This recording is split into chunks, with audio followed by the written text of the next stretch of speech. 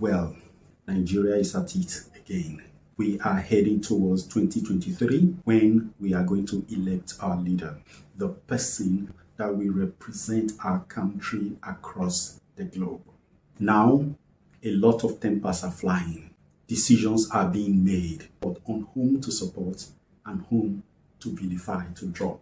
Now, I want to start by telling you this. If you think in your heart of hearts that your ballot, as in your vote, counts, then you are in dreamland. Now, this is not me asking you not to vote. You have to vote. It is your responsibility. It is your civic duty to vote. Okay? All right. It is also your responsibility to ensure that your vote counts. Now then, if I say that your ballot, your votes don't count, what then count? Well, your national spirit is what counts above it all. Your leader will typify the spirit that you, in your aggregated form, represent. Now, there are two modes through which human beings respond to life. Either the human being as an individual or the human being as a community. Now, one of the modes is survival mode. The other mode is thriving mode.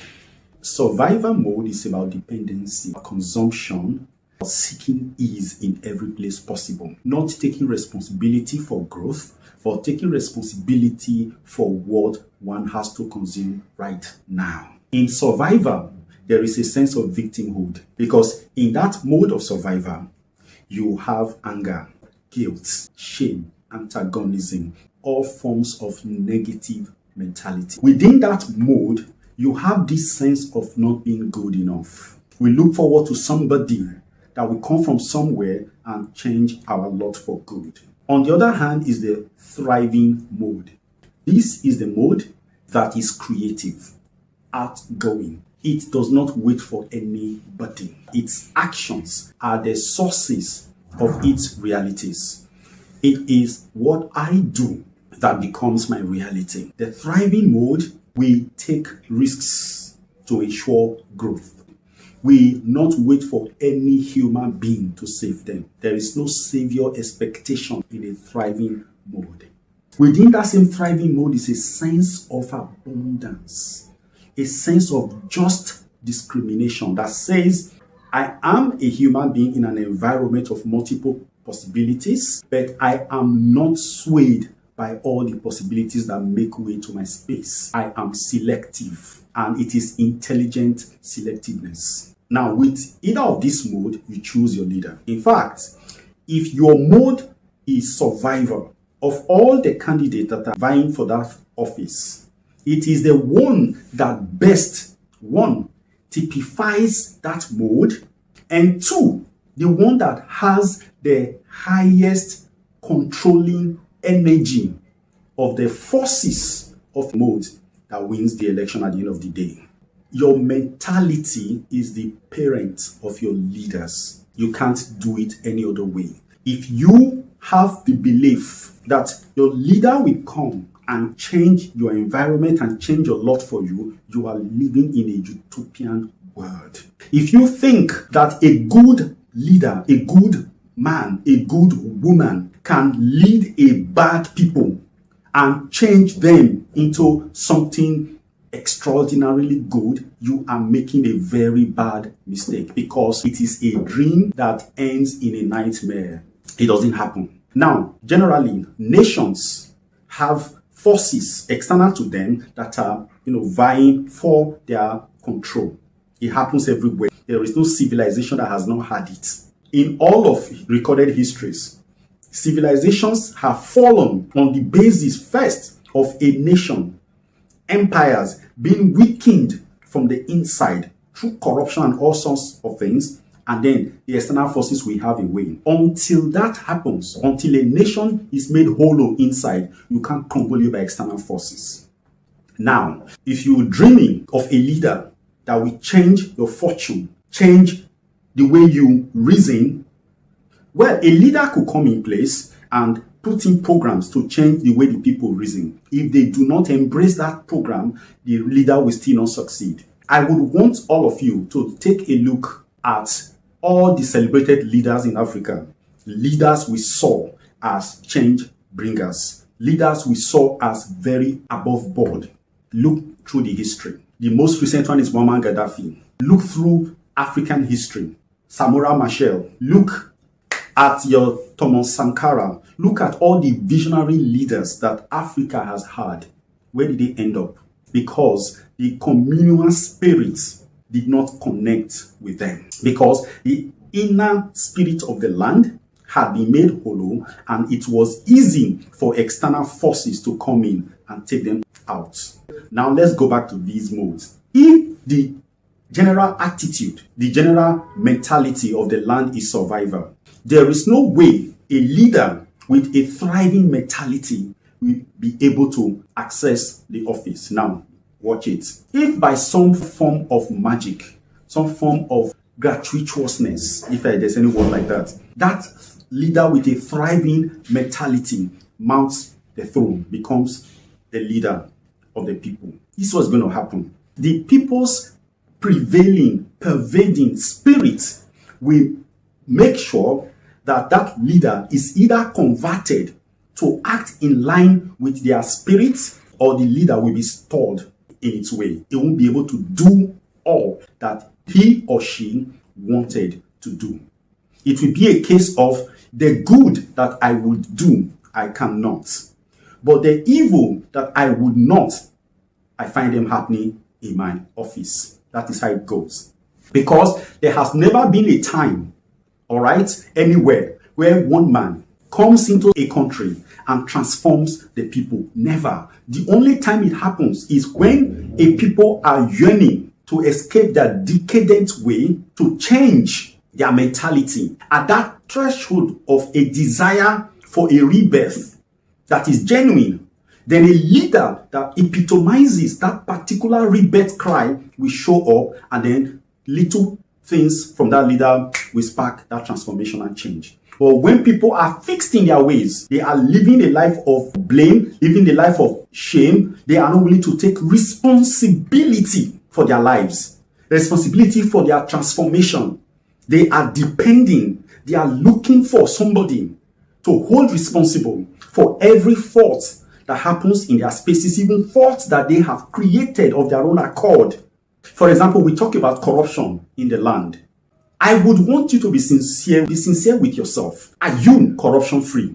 You know, there's a saying that has been hitting the place, saying that everybody loves a person of integrity, a person that is honest. We love them. Or when their honesty, when their sense of integrity affect us and blocks us from having our corrupt ways, we hate that person with bile.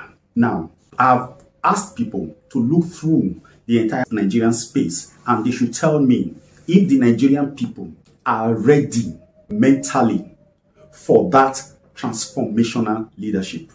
Your mentality gives you your leadership. There are no two ways about it. If you look at the Bible, it is all there, very clear. When the people forsake their God, that God will raise up bad leaders for them. It is just a metaphor for saying, it's not as if God is going to be looking around getting bad leaders for them. No, their mentality will pave way for the deceiver, and it will take the office and win it for them. You will impose upon yourself the leader that you deserve. You might have a desire, an obvious desire, an outer desire for good leadership, for security, for economic prosperity, for growth and development at the conscious level. But you see, what will give you your leader is what is in the vault of your subconscious, that which your energy, which your feelings are connected to. It's nothing to come out in the rally and say we want a better country when you are not evidence of a better national. You have to meet that standard. This is why I am saying your leader will represent you. Just imagine it.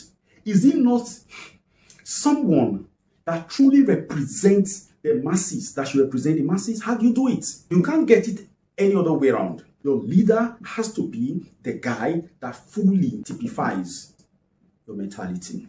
Any other way will be injustice. It will be breaching the law of nature, because we are living in a world of cause and effect. the cause must be directly related to the effect. You see it? Therefore, our national mentality is the cause. The effect is seen everywhere in our economy. In all aspects of our national life, is seen there. That's that point. I'm sure I have made it. And if you don't buy it, it's okay. You don't have to buy this point. But this is what I want to let you know. That from time immemorial, since independence, we have had it very difficult to get that true leader. And I will not go and say things that will be my own personal opinion that would ruin the purpose of this video. This video has nothing to do with supporting any of the 3 or more candidates that are vying for the office of the President of the Federal Republic of Nigeria. That's not what I'm interested in. What I'm interested in is this: Nigerians, electorates of Nigeria. If you want transformation, look inwards. If you want your country to get better, look at yourself. Look at your attitude. Number 1, even when we are looking at this campaign process, thinking about our leadership, are you open to ideas? Are you open to sincere, candid discussions? Are you filled with bile when talks and ideas go against your candidate of choice? Are you friendly? Do you respect the opinion of others who are not in your camp? Or are you being antagonistic towards them? Are you being insulting? This has been the history of Nigerian politics from time immemorial. This is why they say politics is a filthy business. Because of that mentality of intolerance and unwillingness to engage in healthy compromises, what then happens is that the streets are strewn with violent manifestations. I want you to also know one thing, that it is not from political science, if you look at it anywhere. It is not every candidate that vies for office that actually intends to win the office. They are there to negate the agenda of the one who eventually wins. And when a leader with a positive outlook, through some machination, wins the office and steps into office, if the masses, the significant masses, do not rally behind the ethos, the spirit that that leader commands, and instead, by some seduction, they fall behind the other agenda setting leader who is out to negate that who is in office, then the land sinks into chaos. This is not me telling you a philosophy that is mine. I'm telling you something that is real. This is how countries grow. This is how civilizations crumble. It is all about mentality. You can't change it. If you want to doubt me, consider even the offices that you occupy. You've seen people occupy. You have an honest man in a department that is corruption breeding. That man cannot survive. That woman cannot survive in that office, because people will impress upon that person to do things their way. And if that person does not do things their way, they will make that office useless. They will make sure that whatever that person plans to do not succeed. Because leadership is a game of delegation. If the body of the leader is corrupt and the head is not corrupt, my friend, there is no way circulations can happen. Nothing will come from the head down, because they will block it off. Now, this is where the power comes. The offices might be corrupt, and the head is not corrupt. It's running on a thriving mode, saying that we can do it. Our destinies are in our hands, and we can take it and run with it.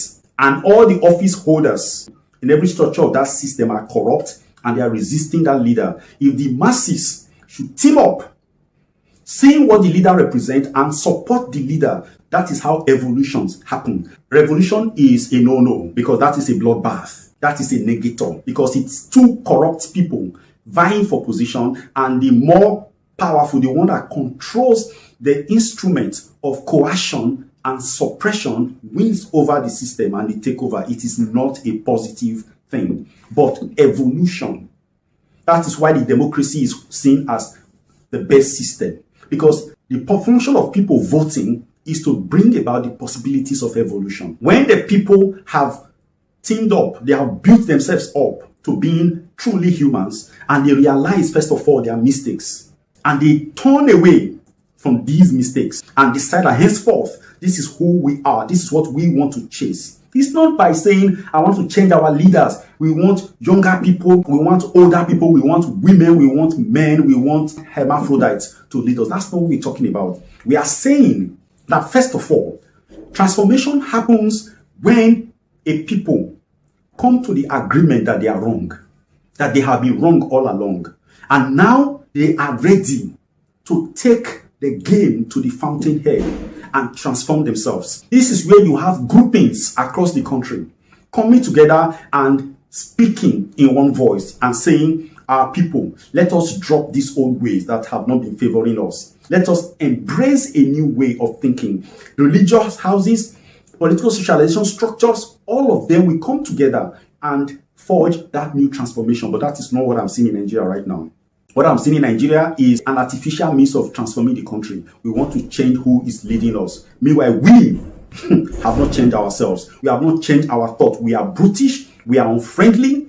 We are the most self-hating nationals I've ever seen. I've never seen where a people hate themselves as we hate ourselves. Yet, we are saying that we want a leader that will respect us. It's not going to happen. It is not going to happen. It's not a curse. I'm giving you a prognosis based on what I see around us.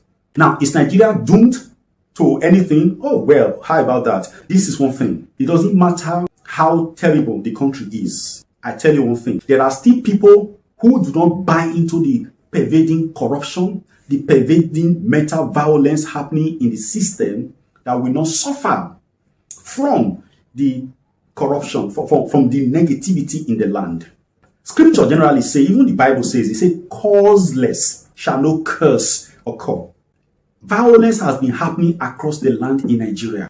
People have been being killed like that. None of these things are happening without a cause. How come the killers have had access to our spaces and they are thriving so easily? It is because our national mentality made way for them. Sometimes we think that violence is a thing of disaffection. Yes, disaffection. Affection against what?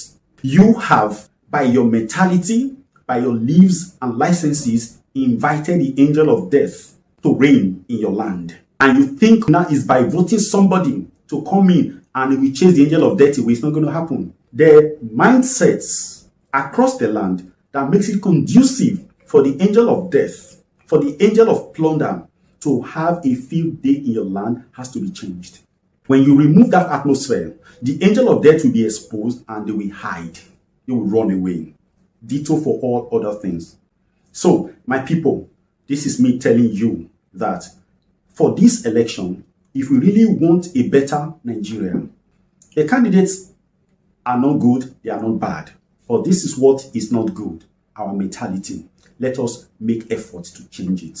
Because it doesn't matter who becomes the president of these people, let's say the three front runners, so to say. If any of them wins that office, as long as that person occupies that office, I will support that person. But this is it. I will not expect a miracle from that person. Trust me. It's not going to happen. Because the person is going to inherit the negativity that the masses are visiting on it. And you will have another song. And that person's name will be singed with filth. And then we keep trying.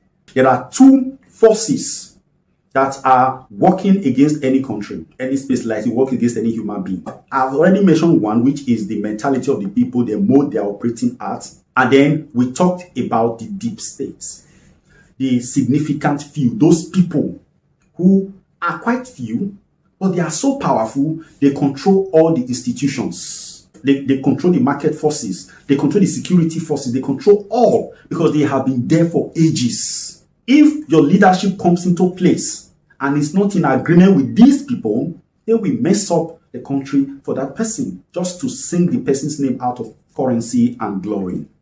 It will happen over and over, and there's nothing we can do about it until we change our ways. How do we change our ways? You know the answer. Stop being a corrupt person. Stop being an unfriendly person. Help your fellow man. Help your fellow country person. Stop preferring others above your country.